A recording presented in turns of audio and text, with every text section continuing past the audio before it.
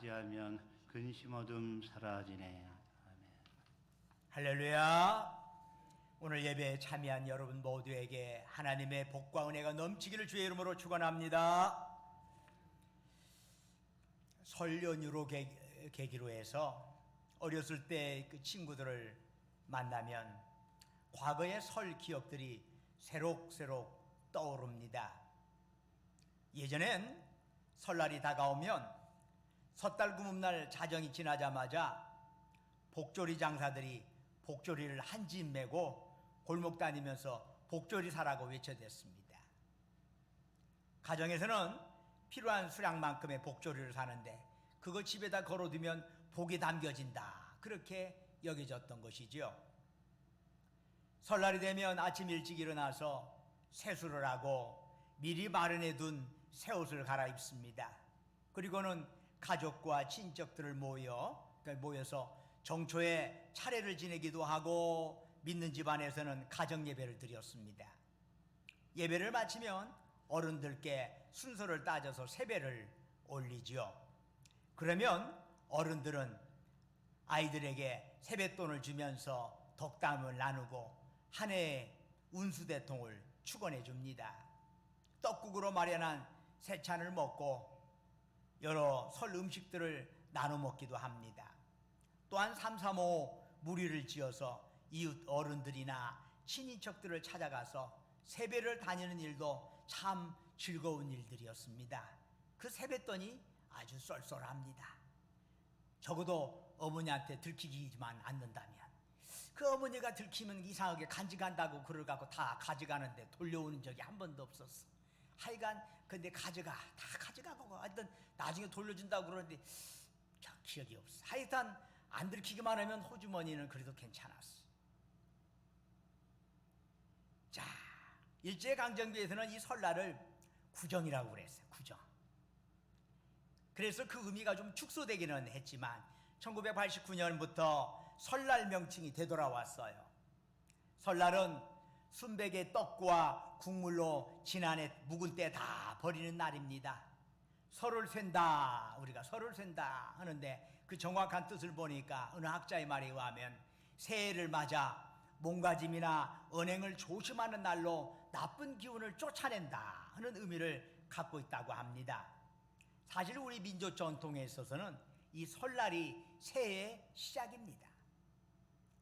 그렇다면 이제 우리는 설날을 보내면서 어떻게 새해를 다짐해야 할까요? 어떻게 해야 정말 새해가 새 출발이 될 수 있느냐, 이 말입니다. 달력이 새롭다고 모든 것이 새로워지는 건 아니지 않습니까? 새로운 출발에는 새로운 결단이 있어야 합니다. 그렇다면 오늘 본문은 새해에 어떤 결단을 우리에게 촉구하는 것일까요? 첫째로 국률의 마음을 갖는 것입니다. 오늘 마태복음 본문에 마태라는 사람이 나옵니다. 그의 직업은 성경에 의하면 세관에 앉아있는 사람, 즉 세리입니다. 세무공무원이죠. 그런데 예수님 당시에 이 세무공무원은 사회적으로 신분이 보장되거나 신뢰받는 위치는 아니었습니다. 그들은 그 당시에 이 팔레스타인 지역이 로마의 식민지였어요. 이 세리들이 하는 일은 자기 민족의 돈을 거둬들여가지고 일정 부분 로마에게 돈을 바치고 로마가 요구하는 만큼의 액수를 바치고 나머지는 자기가 먹는 거예요. 사람들 눈에는 그러한 세리가 민족 반역자처럼 간주되는 거지요. 그런데 예수님께서는 그런 마태를 제자로 부르셨습니다. 나를 따르라. 이에 마태는 그 부르심에 응답하여 모든 것을 버리고 예수님의 제자가 되었습니다. 이것을 기념하기 위하여 마태는 자기 집에서 잔치를 베풀었는데 그 자리에 초대된 사람들이 누구냐 하면은 대부분 마태와 형편이 비슷한 사람들이요. 유유상종이라고 끼리끼리 어울리는 법이지요. 마태복음 9장 10절에서는 그들을 세리와 죄인들 이렇게 표기하고 있습니다. 세리라고 하는 명칭에는 경멸적인 의미가 이미 그 안에 내포되어 있죠. 죄인이라는 명칭은 율법에 비추어 볼 때 미달이라고 하는 것, 미달되는 사람들을 통칭해서 죄인 그랬습니다. 즉 예수님께서는 당시 사회에서 손가락질 받는 무리들과 함께 식사를 나누신 것입니다. 그런데 예수님의 제자로서 이제 새 인생을 시작하는 축하의 자리에 찬물을 끼얹는 자들이 있었습니다. 바로 율법적인 교리 논쟁에 익숙한 바리새인들이었습니다. 이들은 예수님을 비난하는 겁니다. 어찌하여 너희 선생은 세리와 죄인들과 함께 잡수시느냐? 뭔 말이죠? 어떻게 하나님의 말씀을 전하는 사람이 저러냐? 어떻게 저런 부정한 것들과 함께 식사를 하느냐 이 말이요? 예수님께서 바리새인들의 말을 들으시고 말씀하셨습니다. 건강한 자에게는 의사가 쓸데없고 병든 자에게라야 쓸데있다. 나는 의인을 부르러 온 것이 아니요 죄인을 부르러 왔다. 예수님의 관심사는 의인이 아니라 죄인이라는 것입니다. 예수님 스스로 의인이라고 생각하는 사람을 찾으시는 것이 아니라 내가 죄인이다 고백하는 자를 찾아주신다는 것입니다. 사람들이 그 사유 기대치에, 일반적인 기대치에 미달한 자들에게 대해 보이는 일반적인 반응은 어떤 것일까요? 아마 거리낌일 수도 있고 혐오감일 수도 있어요. 아니면 나는 저런 사람들보다는 그래도 낫지라고 하는 형태의 생각에서 오는 우월감일 수도 있어요. 그러면 그들을 향한 예수님의 마음은 어떤 것이었나요? 예수님은 자신의 마음을 호세아 6장 6절을 인용하시면서 이렇게 드러내셨습니다. 나는 긍휼을 원하고 제사를 원하지 아니하노라. 여기서 제사란 틀에 박힌 율법 논쟁이나 그런 제사의식에 빠지는 것을 의미하는 거지요. 주님은 그런 거 싫어하신다는 거예요. 대신 죄인을 향한 긍휼의 마음, 불쌍히 여기는 마음을 주님은 기뻐하신다 이 말씀이에요. 상대의 잘못을 비난하고 공격하기보다는 그렇게 잘못하고 실수하는 것을 안타깝게 여기며 이해해 주는 것입니다. 아들이 아버지로부터 받은 유산 밖에 나가가지고 다 탕진하고 나서 알거지되어 돌아왔을 때 그 아들을 나무라기보다는 불쌍히 여기고 안아주는 마음입니다. 이런 긍휼의 마음이 새 출발하는 여러분의 심령 한가운데 자리 잡기를 주의 이름으로 축원합니다. 새 출발을 위해서는 둘째로 우리는 어떤 결단을 해야 할까요? 하나님의 섭리를 믿고 감사하는 것입니다. 바울과 실라가 빌립보 지역에서 복음을 전하는 중에 한 여종을 만났는데 그 여종은 귀신의 힘을 빌어서 점을 치는 자였습니다. 기가 막히게 알아맞히죠. 귀신같이 알아맞혀. 왜 귀신같이 알아맞혀? 그 안에 귀신이 들었으니까. 귀신이 들었으니까 귀신같이 알아맞혀요. 그런데 바울은 귀신한테 그렇게 붙들려서 살아가는 그 인생이 너무 불쌍한 거예요. 그래서 그 귀신을 내쫓았습니다. 그런데 그 덕택에 바울과 실라는 감옥에 갇히게 되었습니다. 그 여종이 점치는 것으로 인해서 돈을 벌어들인 주인이 바울 일행을 고발한 겁니다. 더 이상 여종이 점을 치지 못하자 화가 난 거예요. 그 주인에게는 한 인생이 정상으로 되돌아온 것은 큰 문제가 없어. 그런 관심이 없어. 귀신 들어서라도 돈 벌어주는 것이 그 주인한테는 더 좋은 거예요.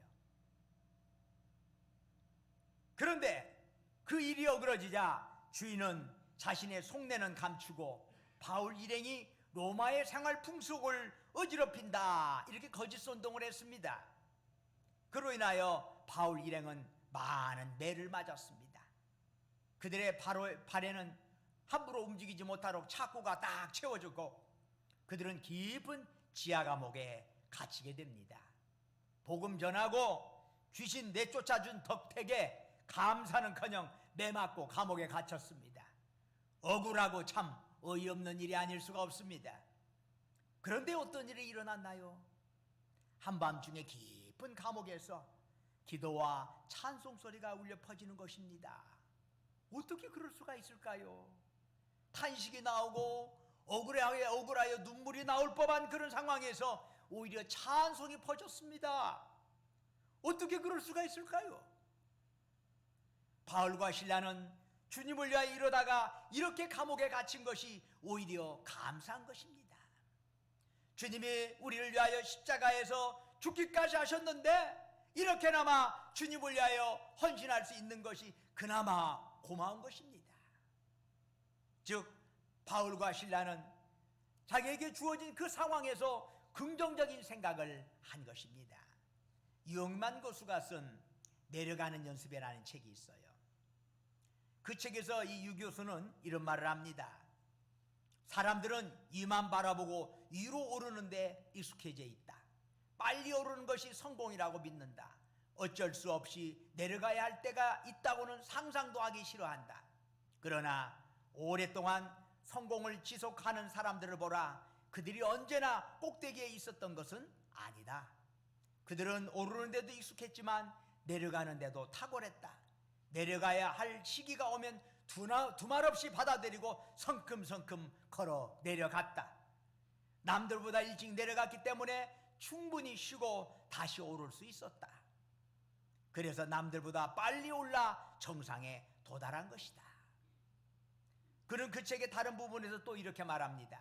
높은 곳에서 내려가 기꺼운 마음으로 자유를 살펴보면 많은 기회들이 바닥에 널려 있다. 그 기회를 챙겨서 다시 오르면 되는 것이다.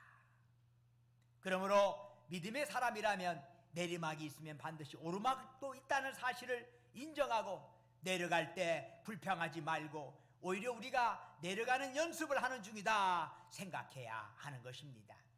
인간의 몸을 입고 가장 낮은 곳으로 오셨던 우리 예수님을 생각하면서 어떤 낮은 자리에서도 소망을 잃지 아니하고 사는 사람들이 바로 예수 믿는 사람들입니다.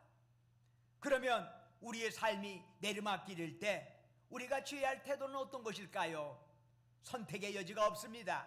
그것은 감사입니다. 낮은 자리에 떨어져도 내리막길을 간다고 해도 우리가 긍정적으로 생각하고 감사할 때 바로 그곳에 소망이 있습니다. 왜 그럴까요? 감사에는 능력이 따라오기 때문입니다. 불평하고 원망할 일이 있을 때 우리가 감사하게 되면 어둠의 세력인 사탄은 억장이 무너집니다. 사탄은 그야말로 한 길로 왔다가 7길로 도망가는 것입니다. 어떤 상황에서도 감사하고 찬양하는 사람은 하나님을 기쁘시게 합니다. 하나님을 감동케 합니다. 사탄 마귀를 쓰러지게 합니다. 어둠의 세력들은 하나님의 사람들을 향하여 불화살을 쏘아 불평하게 하고 원망하게 만듭니다. 그러나 그것을 넉넉히 막을 수 있는 것은 바로 하나님의 섭리를 믿고 감사하는 것인 줄로 믿습니다. 감사를 해야 해요. 이렇게 하면 불평하게 되지, 저렇게 하면 원망하게 되지, 그렇게 생각했는데 불평과 원망 대신에 감사가 나오면 사탄이 당황하게 되어 있어요. 우리는 사탄을 이길 때 그렇게 이겨야 해요. 로마서 3장 15절을 말씀하지요. 그리스도의 평강이 너희 마음을 주장하게 하라. 너희는 평강을 위하여 한 몸으로 부르심을 받았나니 너희는 또한 감사하는 자가 되라. 하나님 우리에게 감사를 명령하셨습니다. 내가 원하는 대로 이루어질 때만 감사하라고 말씀하는 게 아니죠. 어떤 조건에서도 설사 내가 원하는 대로 되지 않을 때조차도 하나님의 섭리를 믿고 하나님은 나보다 나를 더 잘하셔. 나는 이것이 옳다고 생각했는데 이것이 성공의 과정이라고 생각했는데 하나님은 다른 방향을 통해서 내 생각보다 더 빨리 하나님의 우리가 원하는 그 방향으로 우리를 인도하시는 것이지요. 하나님은 나보다 나를 더 잘하시는 분이야. 그래서 그 하나님의 섭리를 믿고 감사할 때 하나님께서 능력으로 우리에게 역사하실 것을 여러분 믿으시기를 주의 이름으로 축원합니다. 새 출발을 위해서 우리가 결단해야 할 게 또 뭘까요? 셋째는 항상 하나님의 은혜 안에 머무는 것입니다. 여러분, 과거를 제대로 평가하는 사람은 지혜로운 사람입니다. 그래서 과거의 일을 거울 삼아서 잘못된 일을 반복하지 않도록 다짐하는 것은 매우 중요합니다. 그러나 지난 일의 실패와 잘못에 묶여서 계속 그것 바라보고 그게 매여 있다면 이거야말로 어리석은 일입니다. 이사야 43장 18절은 너희는 이전 일을 기억하지 말며 옛날 일을 생각하지 말라 말씀합니다. 하나님께서는 왜 이런 말씀을 이스라엘에게 하시는 걸까요? 이스라엘 역사를 살펴보면은 이스라엘 역사의 대부분이 주변 강대국들의 눈치를 살피며 살았습니다. 사실은 뭐 다윗, 솔로몬 그런 때 외에는 제대로 이스라엘이 그 길을 편 때가 별로 없습니다. 한 80여 년 외에는. 나머지는 항상 주변국 눈치를 바라봐야 해요. 이 팔레스티나 지역이 남쪽으로는 아프리카가 있죠. 북동쪽으로는 아시아가 있죠. 또 남서쪽으로 서쪽으로는 유럽이 있어요. 이게 세 개의 대륙이 만나는 자리가 팔레스틴 지역이에요. 다리 역할을 하기 때문에 이들이 힘이 세면 쫙 퍼져나갈 수 있지만 힘이 약하면 다른 강대국에 그냥 먹혀. 왜? 이 자리를 차지하는 나라가 크게 번성할 수 있어. 당시의 무용도가 거기에 있기 때문이지. 그래 이 나라를 서로 차지하려고 싸우다 보니까 이스라엘이 굉장히 어려움을 역사적으로 많이 당했어요.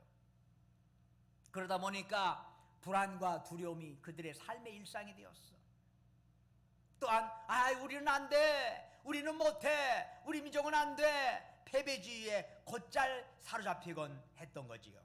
바로 이들에게 하나님께서는 이전 일을 기억하지 말며 옛날 일을 생각하지 말라 말씀하시는 겁니다. 즉 이제까지 내 삶에 끼어들어왔던 모든 부정적인 것들 다 내려놓으라는 거지요. 내 삶에 들어온 쓴뿌리 같은 것들 다 내려놓으라는 거지요. 그런데 그런 것들을 어떻게 내려놓을 수 있을까요? 과거의 아픈 상처? 생각하고 싶은 사람이 어디 있나요? 다 잊고 싶죠. 그런데 생각하지 않으려고 하는데 잊혀지지가 않아요. 생각하지 않으려 하면 더 생각이 나. 누구와의 섭섭한 관계, 나쁜 관계를 기억하지 않으려 하는데 더 명료하게 떠올라. 그러면 어떻게 합니까? 바로 하나님의 은혜 안에 머물러야 합니다. 주님의 십자가의 은혜 속에 나의 아픈 성찰을 모두 맡겨야 합니다. 십자가에서 피 흘리시고 우리를 위하여 죽으시고 우리를 용서하신 그 주님의 놀라우신 그 고통 속에서의 은혜를 바라보면서 그 우리의 모든 짐을 그 밑에 내려놓아야 합니다. 그럴 때 은혜 안에서 내 삶의 쓴뿌리들이 녹아내리게 됩니다. 그러면서 그 아픈 기억의 영향력이 점점 사라지게 되는 거지요. 나무는 낙엽을 뿌리면서 한 시즌을 마감합니다. 나무는 잎을 땅에 떨어뜨리는 것을 두려워하지 않습니다. 잎을 버려야 나무는 겨울을 날 수가 있고 새봄을 맞이할 수 있기 때문입니다. 나무는 과거에 집착하지 않습니다. 모든 것을 자연에게 되돌려주고 빈손으로 겨울을 납니다. 어제를 버려야 오늘을 맞이할 수가 있고 오늘을 버려야 내일로 나아갈 수 있는 것입니다. 사도 바울은 빌립보서 3장 13절에서 이렇게 말씀하지요. 형제들아 나는 아직 내가 잡은 줄로 여기지 아니하고 오직 한 일 즉 뒤에 있는 것은 잊어버리고 앞에 있는 것을 잡으려고 푯대를 향하여 그리스도 예수 안에서 하나님이 위에서 부르신 부름의 상을 위하여 달려가노라. 새는 뼛속까지 피우기 때문에 높이 날아갈 수가 있는 겁니다.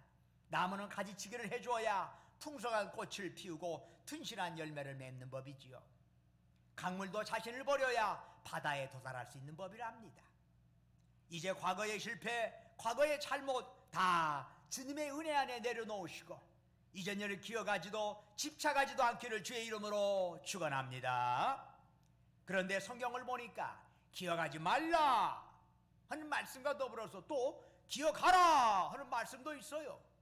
이사야 44장 21절을 보니까 하나님 말씀하시는 이스라엘아 이 일을 기억하라.